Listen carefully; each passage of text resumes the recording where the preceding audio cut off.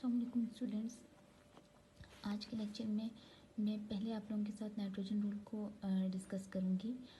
Nitrogen rule basically आप लोगों को बताता क्या है, ये आपको किसी भी कंपाउंड का मॉलिक्यूलर फार्मूला कैलकुलेट करने में हेल्प आउट करता है। ठीक है, नाइट्रोजन रूल में आप लोगों को इतना कुछ याद करने की ज़रूरत नहीं है, बस दो चीज़ों को आप लोग जहन में रखो। एक ये कि अगर तो आप लोगों के पास किसी भी कंपाउंड का मॉलिक्यूलर वेट ऑड नंबर में आता है, ठीक है, तो इसकी आप लोगों के पास एक पॉसिबिलिटी है, और वो ये है कि आपके कंपाउंड के अंदर जो है वो odd number of nitrogen atoms present हैं। ठीक है, either it is 1, either it is 3, 5, 7। ठीक है, कोई भी नंबर हो सकता है, लेकिन मेक श्योर कि वो नंबर ऑड नंबर हो। ठीक है, आप लोगों के पास मॉलिक्यूलर वेट अगर आपके कंपाउंड का ऑड नंबर में आ रहा है बेटा, ठीक है, तो आपके कंपाउंड के अंदर odd number of nitrogen atoms he present होंगे। ठीक है, अब आप लोग यहाँ पर देखो कि आपके पास ये एक नाइट्रोजन एटम प्रेजेंट है। ठीक है, तो एक मतलब ये आपके पास ऑड नंबर है। ठीक है, तो जब आप लोग इसका मॉलिक्यूलर वेट बेटा कैलकुलेट करोगे तो आप लोग देखोगे कि मॉलिक्यूलर वेट भी एग्जैक्टली आपको ऑड फिगर ही देगा। ठीक है, कभी भी ऐसा नहीं होगा कि आपके पास जो है वो odd number of nitrogen atom present हो आपके कंपाउंड के अंदर या आपके मॉलिक्यूल के अंदर, और आपके पास जो है वो मॉलिक्यूलर वेट इवन नंबर में आए। ये कभी भी पॉसिबल नहीं होगा। आप लोग कहीं पे भी लिटरेचर में देख लोगे, आपको ऐसी चीज़ नहीं मिलेगी। ठीक है, और दूसरा पॉइंट इसका ये है, और बिल्कुल इसके ऑपोजिट ही है दूसरा पॉइंट, और दूसरा पॉइंट ये है कि अगर आपके कंपाउंड के अंदर even number of nitrogen atoms present हैं, ठीक है, ये भी एक ऑड नंबर की ही एग्जांपल है। ठीक है, ये आप लोग देख लो, इसका जब मॉलिक्यूलर वेट आप लोग कैलकुलेट करोगे तो आपके पास 93 ही आएगा। आपके पास एक नाइट्रोजन है और आपके पास मॉलिक्यूलर वेट भी ऑड नंबर में ही आ रहा है। ठीक है, इवन नंबर की बात थोड़ी सी कर लेते हैं। इवन नंबर में आप लोग देखो कि जब भी आपके पास नाइट्रोजन एटम जो हैं वो बेटा 2 होंगे, ठीक है, 4 होंगे, 6 हो गए या 8 हो गए, या अप टू सो ऑन। ठीक है, मतलब ये कि आपके पास जब भी आपके कंपाउंड के अंदर even number of nitrogen atoms present होंगे तो आपका मॉलिक्यूलर वेट भी हमेशा इवन नंबर में ही आएगा। ठीक है, इस केस में कभी भी आपको मॉलिक्यूलर वेट ऑड नंबर में नहीं मिलेगा। ठीक है बेटा, अब आप लोग यहाँ पर देखो तो आपके पास जो है वो 2 नाइट्रोजन एटम्स हैं, और आपके पास आपका मॉलिक्यूलर वेट भी जो है वो इवन नंबर ही आ रहा है। अगेन यहाँ पर आप लोगों के पास इसको खैर हम लोगों ने नहीं, ये दूसरा है। इसको आप लोग देखो, इस कंपाउंड में भी हमारे पास 2 नाइट्रोजन एटम्स हैं और इसका मॉलिक्यूलर वेट भी आपके पास इवन में आ रहा है। अच्छा, अब अगर आप लोग देखो बेटा, यहाँ पर मैंने एक लिखा हुआ है, अगर तो नाइट्रोजन एटम्स को आप साइड पर रखकर अगर हम लोग डायरेक्टली मॉलिक्यूलर वेट की बात करते हैं, ठीक है, अगर मॉलिक्यूलर वेट आप लोगों के पास इवन नंबर है बेटा, तो इसकी 2 पॉसिबिलिटीज़ होंगी। ठीक है, आइदर कि आपके कंपाउंड के अंदर नाइट्रोजन प्रेजेंट हैं, ठीक है, तो वो हमेशा इवन नंबर होंगे। ठीक है, ऑड के केस में आप लोगों के पास एक ही पॉसिबिलिटी है, अगर ऑड आपके पास मॉलिक्यूलर वेट है तो आपके कंपाउंड के अंदर odd number of nitrogen atom present होंगे। लेकिन अगर आप लोगों के पास इवन मॉलिक्यूलर वेट है तो इसमें आप लोगों के पास 2 पॉसिबिलिटीज़ हैं, आइदर आप लोगों का नाइट्रोजन प्रेजेंट ही नहीं है, ठीक है, क्योंकि ऐसा तो पॉसिबल नहीं होगा कि आपके पास आपके सारे ऑर्गेनिक कंपाउंड्स के अंदर नाइट्रोजन प्रेजेंट हो, ऐसा तो नहीं होता। तो या तो नाइट्रोजन एटम प्रेजेंट ही नहीं होगा, अगर तो नाइट्रोजन एटम 0 है तब भी आपका मॉलिक्यूलर वेट जो है वो इवन में आएगा, और अगर आप लोगों के नाइट्रोजन प्रेजेंट है तो वो हमेशा इवन नंबर में प्रेजेंट होंगे, 2, 4, 6, 8 and up to so on. ठीक है बेटा, तो ये थोड़ा सा जो है वो आप लोगों को नाइट्रोजन रूल जो है वो थोड़ा सा आप लोगों को हेल्प आउट कर रहा होता है। आगे जब हम लोग एक आध एग्जाम्पल आज के ही लेक्चर में डिस्कस करेंगे तो आप लोगों को पता चलेगा कि क्यों हम लोग उस पर्टिकुलर फार्मूला में नाइट्रोजन को नहीं ले रहे होते। ठीक है, तो ये बेसिकली आप लोगों को नाइट्रोजन रूल थोड़ा सा हेल्प आउट कर देता है कि अगर आप लोग कहीं पे भी मॉलिक्यूलर वेट और देखोगे तो आप लोग अपना किसी भी कंपाउंड का फार्मूला प्रिडिक्ट करते हुए नाइट्रोजन को जहन में रखोगे।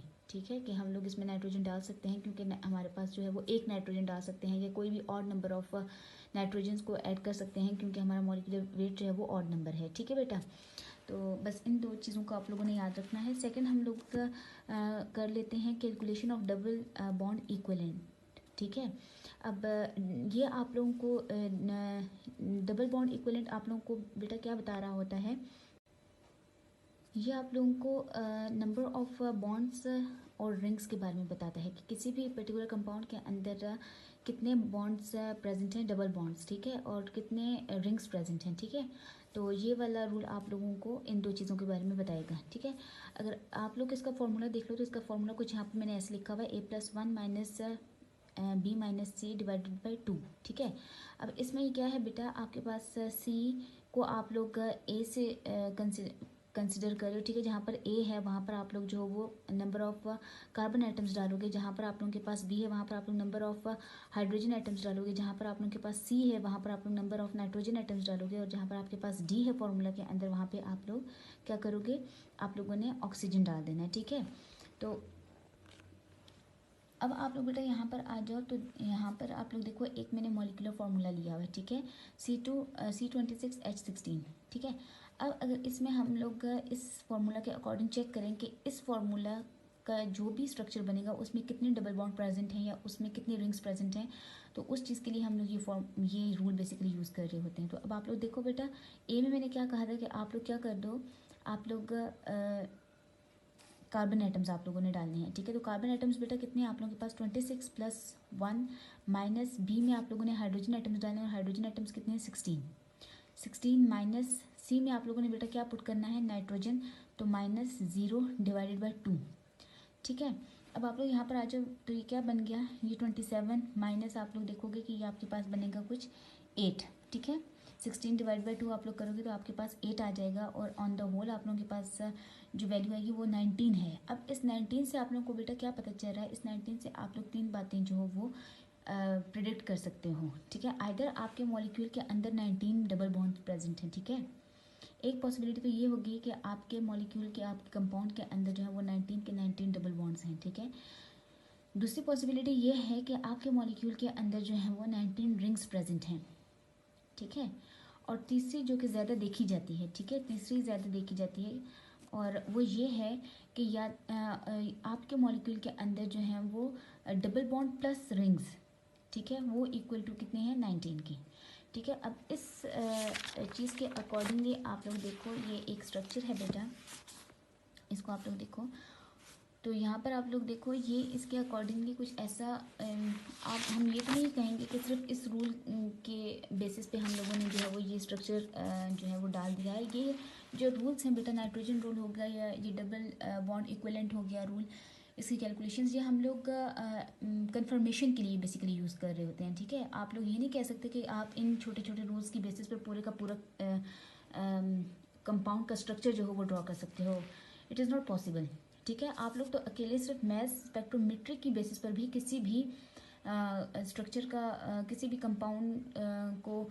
डेडली आप श्योर नहीं होते कि यही इस कंपाउंड का स्ट्रक्चर है, ठीक है। वो आप लोग यू करते हो, फिर आप लोग IR करते हो, फिर मोस्ट इंपॉर्टेंट आप लोग NMR करते हो, देन आप लोग NMR तक आप लोगों को मोस्टली चीज़ें पता चल जाती हैं, ठीक है। लेकिन आप लोग मज़ीद NMR से जो आप लोग अपना कंपाउंड का स्ट्रक्चर प्रेडिक्ट करते हो, उसकी कंफर्मेशन के लिए आप लोग फिर मैथ स्पेक्ट्रोमेट्री पे आते हो, ठीक है। तो ऑलरेडी इस टेक्निक तक आते आते आप लोगों के पास जो है वो एक स्ट्रक्चर बन चुका हुआ होता है आपके कंपाउंड्स का, ठीक है। तो ये जो आप लोगों को मैं छोटी छोटी बातें बता रही हूँ, ये मज़ीद कंफर्मेशन के लिए होती हैं कि कितने नंबर ऑफ रिंग्स प्रेजेंट हैं या कितने number of double bonds present हैं। तो वो अगर आप लोगों के पास ऑलरेडी एक कंपाउंड का स्ट्रक्चर आया हुआ है, तो इन छोटे छोटे कैलकुलेशन से और इन छोटे छोटे रूल से आप लोग मज़ीद अपनी कंपाउंड को प्रूव कर सकते हो, ठीक है बेटा। तो इस बात को आप लोगों ने जहन में रखना है, ये चीज़ नहीं है कि आप लोग इसकी बेसिस पे जो वो पूरा स्ट्रक्चर ड्रॉ कर लो, ये बिल्कुल भी यूजलेस बात होगी, ठीक है। तो अब आप लोग देखो कि यहाँ पर आप लोग देखो कैलकुलेट भी कर लो, तो हम लोगों ने 19 पूरा करना है ना। अब ये चीज़ श्योर है कि जो 19 वैल्यू आई है उसमें नंबर ऑफ़ डबल बॉन्ड्स और प्लस रिंग्स हो गए वो 19 ही होंगी, ठीक है। इससे ज़्यादा या इससे कम नहीं हो सकते, क्योंकि इस कैलकुलेशन के थ्रू हमें पता चला है कि हमारे कंपाउंड के अंदर 19 ही डबल बॉन्ड या प्रेजेंट होंगे या सिर्फ रिंग्स प्रेजेंट होंगे या इन दोनों का सम अप होगा, ठीक है। तो आप लोग देखो बेटा 1 2 3 4 5 6 रिंग्स हो गए, ठीक है। अब 7 8 9 10 11 12 13 14 15 16 17 18 और 19, तो आपका ये वाला कंपाउंड आपके डबल बॉन्ड इक्विवेलेंट कैलकुलेशन से भी कंफर्म हो रहा है, ठीक है। तो ये एक दो छोटी सी बातें थी जो मैंने आप लोगों के साथ शेयर करनी थी। अब हम लोग नेक्स्ट थोड़ा सा इंटरप्रिटेशन कर लेते हैं मैथ स्पेक्ट्रम को, ठीक है। अब जो नेक्स्ट हम लोग डिस्कस कर रहे हैं वो है general approach to interpret math spectrum. आप लोग अगर कोई भी स्पेक्ट्रम देख रहे हो तो आप लोग उसको इंटरप्रेट, आप लोगों की जो सिंपलेस्ट अप्रोच होगी वो क्या होनी चाहिए, ठीक है। तो सबसे पहले तो आप लोगों ने अगर कोई भी स्पेक्ट्रम देखा है बेटा, तो आप लोगों ने उसके लिए एक कोई भी पॉसिबल या आपने कोई रीज़नेबल जो है वो मॉलिक्यूलर फार्मूला प्रेडिक्ट करना है, ठीक है। अगर कोई आप लोग जनरली एक मैथ स्पेक्ट्रम देख रहे हो तो आप लोग उसको देख के क्या अंदाज़ा लगा सकते हो कि इसका जो है वो पॉसिबल फार्मूला क्या हो सकता है, ठीक है। अगर आप लोगों को जो है वो एक मॉलिक्यूलर फार्मूला मिल जाता है, ठीक है, तो नेक्स्ट जो आप लोगों का स्टेप होगा वो क्या होना चाहिए, उस फार्मूला के अकॉर्डिंगली आप लोगों ने उसके पॉसिबल स्ट्रक्चर्स बनाने हैं, ठीक है। अब ऐसा भी हो सकता है कि आप लोगों के पास सेम मॉलिक्यूलर फार्मूला होता है लेकिन उसके स्ट्रक्चर्स डिफरेंट होते हैं, ठीक है, जैसे आइसोमर्स हो गए, ठीक है। तो अब आप लोग देखोगे कि उस फार्मूला के अकॉर्डिंगली आप लोगों ने स्ट्रक्चर्स बनाने हैं, ठीक है। और थर्ड जो आप लोगों का स्टेप होना चाहिए वो क्या है कि आप लोगों ने उस स्ट्रक्चर्स को लेकर उसकी फ्रेगमेंटेशन करनी है कि उस स्ट्रक्चर के पॉसिबल फ्रेगमेंट्स क्या बन सकते हैं, ठीक होगी बात। तो अब आप लोग देखो बेटा, लेट्स से अगर आप लोगों ने कोई मैथ स्पेक्ट्रम देखा, ठीक है, और उससे आप लोगों ने ये अंदाज़ा लगाया कि उसका फार्मूला क्या है, C2H6O है, ठीक है। तो अब आप लोग देखो कि इस C2H6O के पॉसिबल स्ट्रक्चर्स क्या बन सकते हैं, ठीक है। एक तो आप लोगों के पास ये बन गया, ठीक होगी ये बात, और एक स्ट्रक्चर आपके पास ये बन गया, ठीक है। स्ट्रक्चर 1 आप लोग इसे कह दो, ठीक है, और इसको आप लोग स्ट्रक्चर 2 कह दो, ठीक है। तो ये आप लोगों के पास दो पॉसिबल स्ट्रक्चर्स बन गए, ठीक है। अब मॉलिक्यूलर फार्मूला सेम है लेकिन स्ट्रक्चर्स क्या आ गए, दो स्ट्रक्चर्स आ गए। अब आप लोगों ने क्या किया कि पहले स्ट्रक्चर को लिया और इसकी फ्रेगमेंटेशन की, ठीक है। पहले आपने इसको आयनाइज कर लिया, ठीक है। आपको आपके पास मॉलिक्यूलर कैटायन आपके पास आ गया, ठीक है। अब मॉलिक्यूलर कैटायन की आप लोगों ने फ्रेगमेंटेशन जो है वो फर्दर की, तो यहाँ पर आप लोग देखो कि हेटेरोलिटिक आप लोगों के पास क्लेवेज हुई और ये क्या मिल गया आपको, CH3 पॉजिटिव मिल गया और ये आपके पास एक रेडिकल आ गया, ठीक होगी बात। ये इसके पॉसिबल फ्रेगमेंट्स आप लोगों ने बना लिए पहले स्ट्रक्चर के। अगर आप लोग स्ट्रक्चर 2 की बात करो बेटा, तो अब आप लोग देखोगे यहाँ पे स्ट्रक्चर 2 में आप लोगों के पास कुछ होमोलिटिक टाइप ऑफ क्लेवेज हो रही है, ठीक है। तो आप लोग देखोगे, ये देखो आप लोग कि इसने अपना एक रेडिकल यहाँ दिया और एक रेडिकल इसने यहाँ दिया, ठीक है। अब ये वाला रेडिकल भी यहाँ पर आ गया। अब दो रेडिकल्स मिलकर एक डबल बॉन्ड बना दिया बेटा, ठीक है। और ये वाला रेडिकल जो यहाँ पे आया, ये SCH3 रेडिकल जो है वो यहाँ से अलहदा हो गया इस सारे फ्रेगमेंट से, ठीक है। तो अब आप लोग देखो कि आपके पास एक पॉजिटिव आयन आ गया, ठीक है, और एक रेडिकल आ गया। बात क्लियर हो रही है। रेडिकल्स तो डिटेक्टेबल नहीं होते, ये सिंपल डिटेक्टर के अंदर जो है वो चले जाते हैं, और जो डिटेक्ट होते हैं वो ये हैं, ठीक है। Radicals lost in the detector, ठीक है। इसके लिए रेडिकल्स के लिए मोस्टली ये वाली लाइन यूज़ की जाती है कि radicals generally lost in the detectors, ठीक है। जो डिटेक्ट होते हैं वो हमारे पास पॉजिटिव चार्ज होते हैं। बात क्लियर हो रही है। तो एक आप लोगों के पास फ्रेगमेंट ये बन गया स्ट्रक्चर 2 का, ठीक है। बात क्लियर हो रही है। तो अब आप लोग देखो कि पहला आप लोगों ने जो है वो मॉलिक्यूलर फार्मूला प्रेडिक्ट करना है। मॉलिक्यूलर फार्मूला के अकॉर्डिंगली आप लोगों ने कुछ मॉलिक्यूलर स्ट्रक्चर्स ड्रॉ करने हैं, ठीक है। मॉलिक्यूलर स्ट्रक्चर्स को लेकर देन आप लोगों ने क्या करनी है, मजीद इसकी फ्रेगमेंटेशन करनी है। बात क्लियर हो रही है। अब आप लोग इसको लेकर ज़्यादा परेशान नहीं होना कि आपको मैं कोई भी स्पेक्ट्रम दे दूँगी और कहूँगी कि आप लोग इसका पॉसिबल फार्मूला जो है वो बनाएं और फिर उस फार्मूला से आप लोग स्ट्रक्चर ड्रॉ करें। ऐसा नहीं होगा। ये इस तरह से ये बहुत ये जब रिसर्च लेवल पे भी आप लोग जाओ तो आप लोग कोई अननोन कंपाउंड को लेके मैथ स्पेक्ट्रम को इंटरप्रेट नहीं कर सकते। ऑलरेडी आप लोगों को थोड़ी सी नो हाउ होती है कि आप लोगों की कौन सी क्लास है कंपाउंड की, ठीक है, कंपाउंड में क्या क्या है, ठीक है, थ्रू NMR जो आप लोगों को पता चल जाता है, ठीक है। तो देन फर्दर कंफर्मेशन होती है मैथ स्पेक्ट्रोमेट्री में। तो ऐसा नहीं होता कि आप लोगों को मैं कोई भी मैथ स्पेक्ट्रम दे दूँ और कहूँ कि आप लोग इसका कोई भी जो है वो स्ट्रक्चर प्रेडिक्ट कर दो। ये पॉसिबल नहीं है आपके लेवल पे, ठीक है। तो सिर्फ ये आप लोगों को समझा रही हूँ कि ये एक जनरल और सिंपल अप्रोच होती है, ठीक है। देन आप लोग यहाँ पर आ जाओगे, ये आप लोगों के पास एक स्पेक्ट्रम है, मैथ स्पेक्ट्रम, ठीक है। यहाँ पर आप लोगों के पास मैथ टू चार्ज रेशियो हो गई और यहाँ पर आपके पास रिलेटिव अबेंडेंस हो गई, ठीक है। अब मज़ीद मैंने और कोई पीक नहीं बनाई, सिर्फ ये कुछ पीक्स बनाई हैं। इस पीक से आप लोगों को मैं कुछ समझाने की कोशिश करूँगी, ठीक है। अब आप लोग देखो बेटा, यहाँ पर हम लोगों के पास ये एक पीक है, ठीक है, 26 पर, ठीक है। इसकी इंटेंसिटी सबसे ज़्यादा है हमारे पास, तो ये हम लोगों के पास यहाँ पर हम लोग जो है वो इसको मॉलिक्यूलर आयन पीक है ये, ठीक है। इसलिए नहीं कि इसकी इंटेंसिटी सबसे ज़्यादा है, बाज़ औक़ात मॉलिक्यूलर आयन की इंटेंसिटी बहुत छोटी होती है, बाज़ औक़ात तो वो स्पेक्ट्रम में आती भी नहीं है, ठीक है। लेकिन ये जो मैंने स्पेक्ट्रम लिया बेटा, इसमें ये वाली पीक जो है, पर्टिकुलर पीक, ये है ही मॉलिक्यूलर आयन की, ठीक है। तो अब आप लोग देखो कि ये क्या है, 26 है, ठीक है। अब आप लोगों ने क्या करना है, आप लोगों ने थोड़ा सा आइडिया लगाना है कि इस ये 26 मॉलिक्यूलर वेट है, तो इसका क्या पॉसिबल फार्मूला हो सकता है। अब आप लोगों ने क्या करना है कि सबसे पहले हम लोगों क्योंकि हम लोग ऑर्गेनिक केमिस्ट्री को ज़्यादा डिस्कस कर रहे हैं, तो हम लोगों के पास हाइड्रोकार्बन है, और हमारा पहला जो हम लोगों की अप्रोच होनी चाहिए वो नंबर ऑफ़ कार्बन्स को ही प्रेडिक्ट करने की होनी चाहिए, ठीक है। तो अब आप लोग देखो कि अगर हम लोग कहते हैं कि इसमें लेट्स से कि इसमें एक कार्बन एटम है, ठीक है, तो आप लोग 26 में से -12 कर दो, क्योंकि एक कार्बन एटम का हमारे पास एटॉमिक वेट क्या हो गया, या मास नंबर क्या हो गया, 12 हो गया। तो आप लोग 26 - 12 कर रहे हो, तो हमारे पास जो रिजल्टिंग वैल्यू आ रही है वो 14 है। अब 14 को हम लोग कहाँ पे एडजस्ट करें, नाइट्रोजन ले लें, क्योंकि नाइट्रोजन एग्जैक्टली 14 का है, नाइट्रोजन ले सकते हैं। अब यहाँ पर हम लोग नाइट्रोजन किसी सूरत में नहीं ले सकते। क्यों बेटा, क्यों नहीं ले सकते, क्योंकि आप लोग देखो कि ये हमारे पास मॉलिक्यूलर वेट एक इवन वैल्यू है, और एक नाइट्रोजन नहीं ले सकते, क्योंकि हमारे पास एक नाइट्रोजन का मतलब ये है कि हमारे पास मॉलिक्यूलर वेट जो है वो ऑड होना चाहिए, जबकि ये हमारे पास इवन है। तो इट मीन्स कि या तो ये नाइट्रोजन ज़ीरो हैं, ठीक है, या तो हमारे पास नाइट्रोजन जो है वो इवन नंबर में है, मतलब या तो ये ज़ीरो होंगे या तो ये 2 होंगे, मिनिमम की अगर बात करें। अगर तो हम लोग 2 नाइट्रोजन ले रहे हैं, तो वो सिर्फ सिंपली 2 नाइट्रोजन की 28 वैल्यू बन रही है, ठीक है। अगर 28, फिर कार्बन को कहाँ पे एडजस्ट करें, वो तो हम लोग अफोर्ड कर ही नहीं सकते, 2 नाइट्रोजन को हम लोग अफोर्ड नहीं कर सकते। बात क्लियर हो रही है मेरी। तो इट मीन्स कि यहाँ पर हमारे पास नाइट्रोजन नहीं है, ठीक है। तो हम लोगों ने क्या करना है कि हम लोग अपने carbon number of carbon atoms को ज़्यादा कर देते हैं। अगर 2 कार्बन आइटम्स को ले लें तो 2 × 12 हम लोगों के पास क्या हो। सेकंड पॉसिबिलिटी हम लोगों ने क्या करनी है कि हम लोग अगर इसकी सेकंड पॉसिबिलिटी देखते हैं, तो हम लोग 2 कार्बन आइटम्स को कर लेते हैं, 2 × 12 कर दें अगर, तो हमारे पास 24 आ गया। अब 24 में अब हमें मज़ीद क्या चाहिए, 2 मज़ीद हम लोगों ने इसमें नंबर्स ऐड करने हैं 26 लाने के लिए। अब ये सिंपल है कि हम लोगों के पास यहाँ पर हम लोग क्या कर सकते हैं, एक हमारे पास हाइड्रोजन ही बचा है।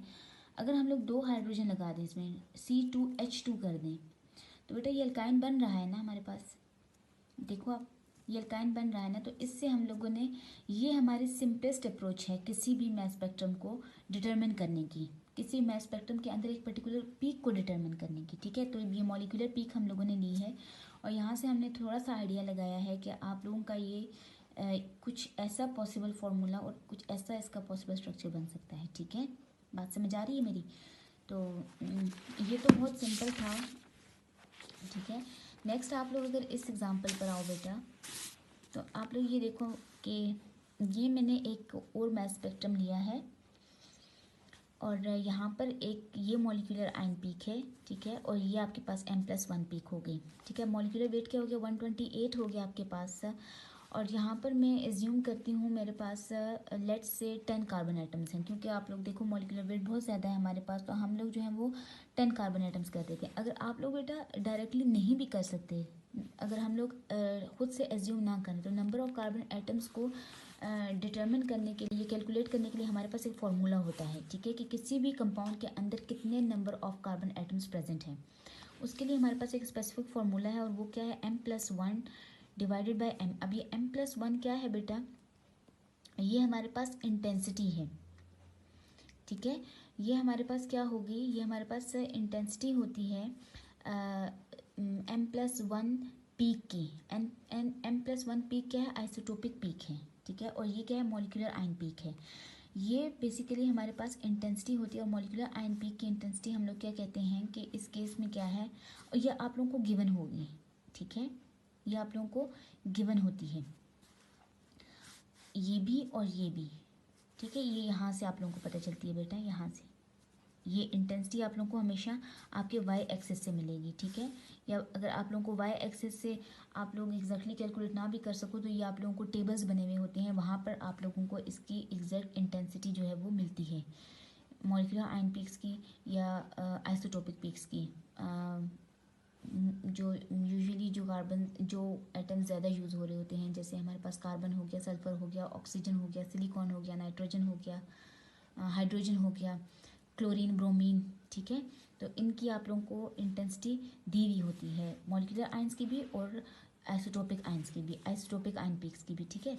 तो यहाँ पर हमारे पास जो कार्बन की आइसोटोपिक का आयन की इंटेंसिटी है वो 10.9 है, जबकि मॉलिक्यूलर आयन पीक की इंटेंसिटी हमारे पास 100% है। मल्टीप्लाई बाय आपके पास फॉर्मूले के अंदर 100 है, डिवाइड बाय 1.1। ये चीज़ आप लोगों ने याद रखनी है। यहाँ से आप लोग इसको परसेंट को हटा दो बेटा, ठीक है। इस परसेंट को आप लोग बेशक हटा दो।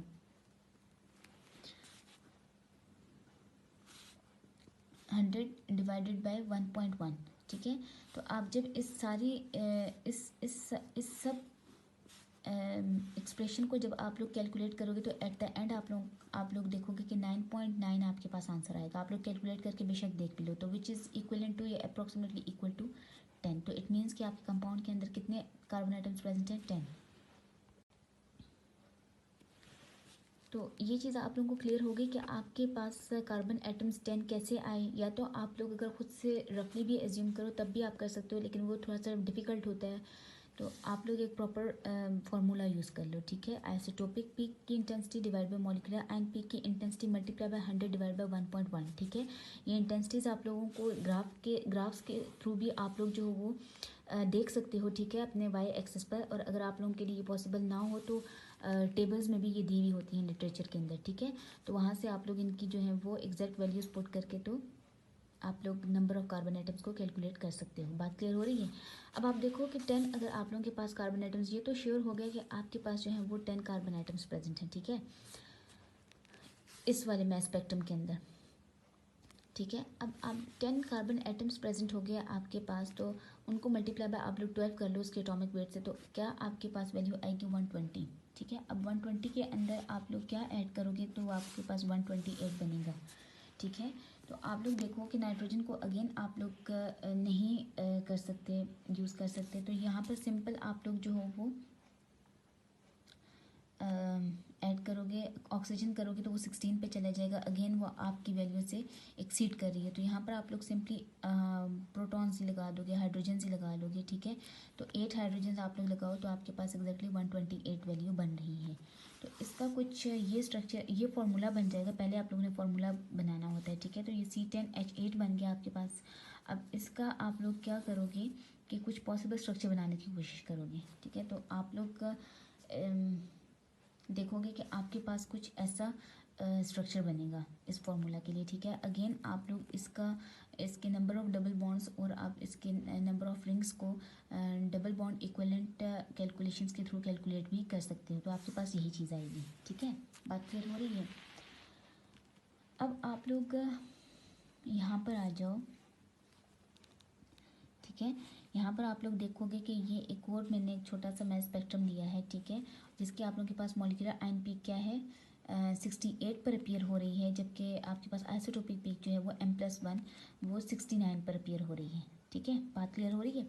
तो अब जब आप लोग इसकी इंटेंसिटीज़ को देखोगे तो एक की इंटेंसिटी आप लोगों के पास 100 आएगी, 100% आएगी, और एक की इंटेंसिटी आप लोगों के पास as compared to this one आपके पास 4.2% आएगी। बात क्लियर हो रही है यहाँ पे? अगर अब आप लोग इस मैस स्पेक्ट्रम के लिए नंबर ऑफ कार्बन आइटम्स को कैलकुलेट करना चाहते हो तो आप लोग देखो कि M+1 डिवाइडेड बाय M। तो यहाँ आप लोग देखोगे कि आप लोगों ने आइसोटोपिक पीक की वैल्यू डाली, ठीक है, इंटेंसिटी की वैल्यू डाली, ठीक है बेटा। ये इंटेंसिटी की वैल्यू है बेसिकली आप लोगों के पास। तो ये क्या हो जाएगी 4.2 डिवाइडेड बाय 100 मल्टीप्लाई बाय जो आपके फॉर्मूले के अंदर 100 है डिवाइड बाय 1.1। तो आपके पास क्या आंसर आता है? इसको जब आप लोग कैलकुलेट करोगे अपने कैलकुलेटर्स पे तो आप लोगों के पास आंसर आएगा 3.8 which is approximately equal to 4। बेटा 3.4 हुआ तो आप लोगों ने उसको 3 ही कंसिडर करना है, 4 नहीं करना, ठीक है। ये तो नॉर्मल आप लोगों को पता है, ठीक है। 3.5 वो हुआ तो आप लोगों ने उसको 4 ही कंसिडर करना है, ठीक है। तो यहाँ पर आप लोग देखो कि आपके पास कितने कार्बन आइटम्स आ गए इस फॉर्मूला से, 4 कार्बन आइटम्स आ गए। इट मीन्स कि आप लोगों के पास यहाँ पर इस मैस स्पेक्ट्रम के अंदर 4 कार्बन आइटम्स प्रेजेंट हैं, ठीक है। अब आप लोग देखो कि 4 मल्टीप्लाई बाई 12 कर दो आप लोग, तो आपके पास जो वैल्यू आएगी वो आएगी 48। 48 फॉर 4 कार्बन आइटम्स। रिमेनिंग कितने बचे आप लोगों के पास? 68 माइनस 48 करोगे तो आप लोगों के पास आएंगे 20। अब इन 20 को आप लोगों ने कहीं ना कहीं एडजस्ट करना है। तो अब आप लोग इसको कैसे एडजस्ट करोगे बेटा? लेट्स से अगर आप लोग इसमें एक ऑक्सीजन डाल रहे हो, ठीक है, तो वो उसका एटॉमिक वेट 16 हो जाएगा। तो आप लोगों के पास क्या बनेगी एक्सप्रेशन? आप लोग देखो कि 48 प्लस 16, ठीक है, तो और प्लस यहाँ पर हम लोगों ने किया, पहले 16 करके देख लेते हैं क्या बनता है आप लोगों के पास।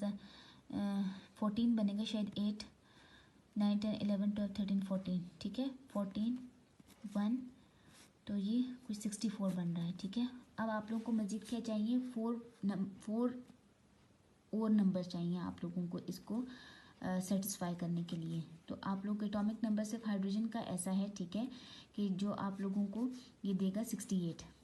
4 हाइड्रोजन आइटम्स अगर आप लोग इसमें डालते हो तो आप लोगों के पास क्या आ जाएगा? ये 68 वैल्यू आ जाएगी। बात मेरी क्लियर हो रही है? तो यहाँ पर आप लोग एक ऑक्सीजन डाल दो और 4 इसमें हाइड्रोजन डाल दो, ठीक है, तो ये आपकी 20 वैल्यू पूरी हो जाएगी जो आपके पास पहले बच रही थी। और आप जब 48 प्लस 20 करोगे तो ये आपकी 68 आपकी मॉलिक्यूलर आयन पीक को सेटिस्फाई करती है। तो इसके अकॉर्डिंगली कुछ फार्मूला आपका ये बन जाएगा, ठीक है, C4H4O। अब फॉर्मूले के बाद अगर आप लोग इसके रिंग्स और डबल बॉन्ड को कैलकुलेट करना चाहते हो तो आप लोग एक फार्मूला यूज़ करोगे। आप लोग प्रीवियस फार्मूला भी यूज़ कर सकते हो, उससे भी आप लोगों के पास एग्जैक्ट वैल्यू आएगी। और ये थोड़ा सा सिंप्लीफाइड फार्मूला है, ठीक है, जिसमें आप लोगों के पास कार्बन, हाइड्रोजन और नाइट्रोजन है, ठीक है। तो ये थोड़ा सा सिंपल और इजी फार्मूला भी है, ठीक है। तो आप लोग देखो कि कार्बन आप लोगों के पास क्या हो गए? 4 हो गए। हाइड्रोजन भी आप लोगों के पास 4 है डिवाइड बाय 2, प्लस नाइट्रोजन आप लोगों के पास फार्मूला के अंदर कहीं नहीं है, तो 0 डिवाइडेड बाय 2 कर दो प्लस 1, ठीक है। तो आप लोग देखोगे कि आपके पास एट द एंड क्या आएगा? 3 वैल्यू आएगी। तो अब आप लोगों ने कुछ ऐसा पॉसिबल स्ट्रक्चर इसका बनाना है बेटा जिसमें आप लोगों के पास जो है वो डबल बॉन्ड्स या तो 3 हों, ठीक है, या तो रिंग्स 3 हों, या तो आप लोगों के पास इनका सम ऑफ 3 हो, ठीक है। तो अब आप लोग देखो कि ये कुछ ऐसा आप लोग इसका स्ट्रक्चर बनाते हो, ठीक है। तो यहाँ पे ये फ्यूरेन है, ये जहाँ तक मेरा गेस है, ठीक है। ये वाला स्ट्रक्चर आप लोग हेट्रोसाइक्लिक कंपाउंड्स पढ़ भी रहे हो तो आप लोग इसको फिर भी काउंटर चेक कर लीजिएगा, ठीक है। तो आप लोग देखो कि ये एक कार्बन, ये दूसरा कार्बन, ये तीसरा कार्बन और ये चौथा कार्बन, ठीक है। और आप लोग इसके हाइड्रोजन भी देखो तो 1 2 3 4 और एक ऑक्सीजन, ठीक है। तो मतलब इसका एक ये पॉसिबल स्ट्रक्चर बन सकता है। बात क्लियर हो रही है? और अगर आप लोग डबल बॉन्ड इक्विवेलेंट कैलकुलेशन से देखो तो ये आपके पास 3 वैल्यू आ रही है, 2 डबल बॉन्ड और प्लस 1 रिंग, तो ये भी इस चीज़ को सेटिस्फाई कर रही है। अब बेटा लाजमी नहीं है कि ये मैंने इसका इस फार्मूले से मैंने कुछ ऐसा स्ट्रक्चर बनाया है तो इसका एग्जैक्टली ये भी यही स्ट्रक्चर हो, ठीक है। बाज़ औक़ात आप लोगों के पास 2 2 3 3 एक फार्मूला के लिए 2 2 3 3 स्ट्रक्चर्स बन रहे होते हैं। वाइसोमर्स नहीं होते लेकिन फिर भी बन रहे होते हैं, ठीक है। तो उसके लिए फिर आप लोग जब हम लोग नेक्स्ट एग्जाम्पल करेंगे तो उसके लिए फिर आप लोग फ्रेगमेंटेशन के लिए पर चले जाते हो, ठीक है। फिर आप लोग फ्रेगमेंटेशन करते हो हर पॉसिबल स्ट्रक्चर की, और फिर देखते हो कि आपके मैथ स्पेक्ट्रम में उन फ्रेगमेंट्स की पीक्स अपीयर हो रही हैं मैथ स्पेक्ट्रम के अंदर, ठीक है। तो खैर वो एक लंबी कहानी है, उस पर हम लोग नहीं जाते, तो हम लोग थोड़ा सा सिंपल ही रहेंगे मैथ स्पेक्ट्रोमेट्री को लेके। तो अब आप लोग देखो कि ये जो नेक्स्ट हमारे पास ग्राफ है इसमें मॉलिक्यूलर आयन पीक ये वाली है, ठीक है, 72 वाली, ठीक है। ये 72 पे आती है और इसकी आप लोगों के पास जो M+1 है वो 73 पे आती है। यहाँ पर आप लोग इसको बेशक मेंशन भी कर लें M+1, ठीक है। तो जब आप लोग सबसे पहले आप लोगों ने number of carbon atoms calculate करने हैं और इसकी इंटेंसिटी M+1 की 2.2 है, आपको थ्रू ग्राफ पता चलेगी, ठीक है। ग्राफ ना कहें, स्पेक्ट्रम कहें, ठीक है। और डिवाइडेड बाय आपके पास मॉलिक्यूलर आयन पीक की इंटेंसिटी 64 है इस स्पेक्ट्रम के अंदर, ठीक है। मल्टीप्लाई बाय 100 डिवाइड बाय 1.1, तो यहाँ से आप लोगों को पता चला कि आपकी इस कंपाउंड के अंदर 3 कार्बन आइटम्स प्रेजेंट हैं। 3 मल्टीप्लाई बाय 12 कर लेंगे तो हमारे पास क्या आ जाएगा? 36 आ जाएगा। और हम लोगों के पास मॉलिक्यूलर वेट क्या है 72 है। तो अब हम लोगों ने 32 में क्या चीज़ें ऐड करनी है कि हमारे पास जो है वो 72 जो है वो बन जाए। तो अब आप लोग देखो कि अगर आप लोग अब हम लोग पहली पॉसिबिलिटी लेते हैं, ठीक है। पहली पॉसिबिलिटी में हम लोग अगर 2 ऑक्सीजन्स को ऐड कर रहे हैं, ठीक है, तो वो हमारे पास क्या बन जाएगी 32 बन जाएंगी, ठीक है। तो हमारे पास 36 + 32 68 हो गई। 68 में अगर हम लोग 4 हाइड्रोजन ऐड कर रहे हैं तो हमारे पास 72 बन रही है, ठीक है। तो एक तो हमारे पास ये फॉर्मूला इसका बन गया, ठीक है। अब डबल बॉन्ड इक्विवेलेंट कैलकुलेशन से देखें तो carbon minus hydrogen divided by 2, number of hydrogen divided by 2 plus number of nitrogen divide by 2 + 1, ठीक है। तो अब आप लोग देखो कि ये हमारे पास एट द एंड 2 वैल्यू दे रहा है। इट मीन्स कि आप लोगों के पास नंबर ऑफ डबल बॉन्ड या plus rings is equal to क्या होगा 2 होगा। तो यहाँ पर एक इसका लिटरेचर के अंदर एक ये पॉसिबल स्ट्रक्चर दिया हुआ है, ठीक है। नंबर ऑफ डबल बॉन्ड्स भी सेटिस्फाई हो रहे हैं, ठीक है। नंबर ऑफ ऑक्सीजन आइटम्स भी सेटिस्फाई हो रहे हैं, नंबर ऑफ आपके पास हाइड्रोजन आइटम्स भी सेटिस्फाई हो रहे हैं और नंबर ऑफ कार्बन आइटम्स भी। एक पॉसिबल स्ट्रक्चर्स का ये है। सेकंड पॉसिबिलिटी बेटा इसकी क्या हो सकती है, सेकंड पॉसिबिलिटी इसकी ये हो सकती है कि आप लोगों के पास आप लोगों ने कार्बन आइटम्स को चेंज नहीं करना और ना कार्बन आइटम्स को छेड़ना है, क्योंकि वो हमें एक स्पेसिफिक फार्मूला के थ्रू मिलते हैं और वो हमारे पास एब्सोल्यूट है, ठीक है।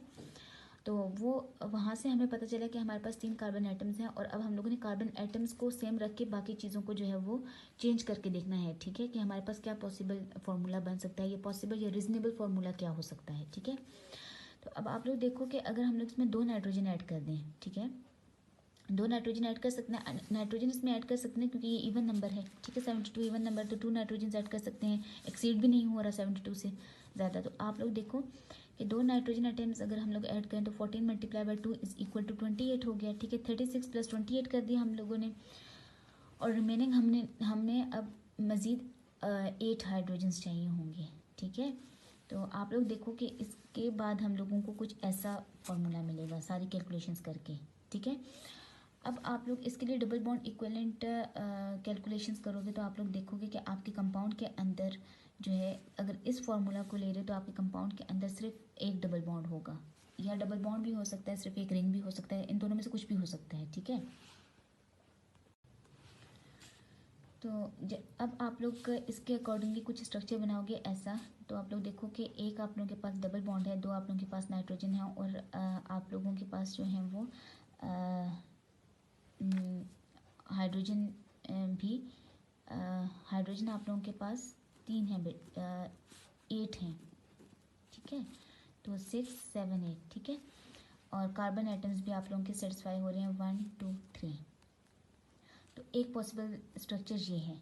अब जब आप लोगों के पास सेम फार्मूला के लिए डिफरेंट स्ट्रक्चर्स आ जाते हैं, ठीक है, तो आप लोग फिर नेक्स्ट स्टेप आप लोगों का होता है फ्रेगमेंटेशन आप लोग करते हो और फिर आप लोग देखते हो कि जो इसके फ्रेगमेंट्स बन रहे हैं, ठीक है, मैस स्पेक्ट्रम के अंदर जो मज़ीद फ्रेगमेंटेशन पीक्स आ रही होती हैं, ठीक है, वो इस कंपाउंड के फ्रेगमेंट पीक से रिजेंबल कर रहे हैं, ठीक है, या इस कंपाउंड के फ्रेगमेंटेशन पीक से मैच कर रही हैं, ठीक है। तो फिर आप लोगों को अगर सेम मॉलिक्यूलर फार्मूला आ जाए, सेम मॉलिक्यूलर फार्मूला के लिए डिफरेंट स्ट्रक्चर फार्मूलाज आ जाएं, ठीक है, स्ट्रक्चर्स के अंदर आप लोग जो है वो टाई आ जाए, तो फिर आप लोग में जो नेक्स्ट स्टेप होता है वो फ्रेगमेंटेशंस का होता है। तो फ्रेगमेंटेशंस आप लोगों को मज़ीद क्लेरिफाई करता है कि आपका ये जो पर्टिकुलर मैस स्पेक्ट्रम है वो कौन से कंपाउंड के लिए है, ठीक है। डेफिनेटली इसके लिए जो फ्रेगमेंटेशन पीक्स आएंगी वो इससे डिफरेंट होंगी और आप लोग फिर अपने मैस स्पेक्ट्रम में देखोगे कि मैस स्पेक्ट्रम के अंदर जो पीक्स आ रही हैं वो इसके फ्रेगमेंट से मैच कर रही हैं, इसके फ्रेगमेंटेशन से मैच कर रही हैं, तो वो आप लोगों को उससे फिर क्लियर हो जाता है। तो ये कुछ थोड़ा सा नो हाउ मैंने आप लोगों को करवाने की कोशिश की है कि आप लोग कैसे जो हो वो रफली आइडिया आप लोग लगा सकते हो। बिल्कुल श्योर तो बंदा नहीं हो सकता कि क्या कंपाउंड बन सकता है या क्या स्ट्रक्चर हो सकता है, रफ सा एक आइडिया आप लोगों को हो जाए, ठीक है। एटलीस्ट आप लोगों को number of carbon atoms calculate करने आने चाहिए, ठीक है। फिर आप लोगों को कार्बन आइटम्स जब आप लोगों को मिल जाते हैं, ठीक है, और कुछ आप लोगों के पास मॉलिक्यूलर वेट आप लोग किसी हद तक कैलकुलेट कर सकते हो, ठीक है। उस कार्बन आइटम्स को लेके उनके साथ आप लोगों ने जो दूसरे आइटम्स होते हैं, ऑक्सीजन हो गया, नाइट्रोजन हो गया, सल्फर हो गया, इन चीज़ों को आप लोगों ने फिर एडजस्ट करना होता है, ठीक है।